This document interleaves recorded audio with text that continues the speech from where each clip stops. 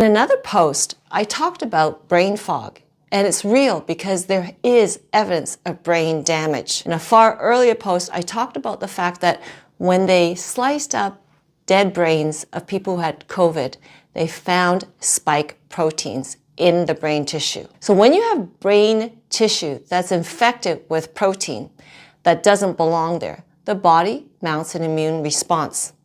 Now, when you have an immune response, it causes inflammation. And when you have inflammation, it causes scarring. And you'll know that things stick together.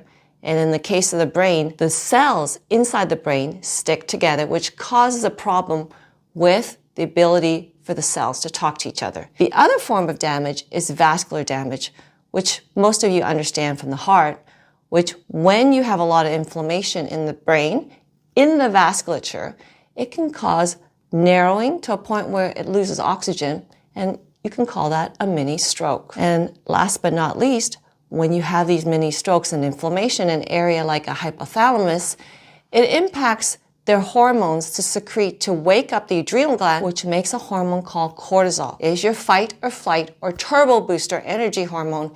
And when you don't secrete that, you'll feel exhausted. And the bonus is when you have COVID and your gut is not healthy, your body stops making something called serotonin, which is your happy hormone. All to say, when your brain is damaged, you get brain fog.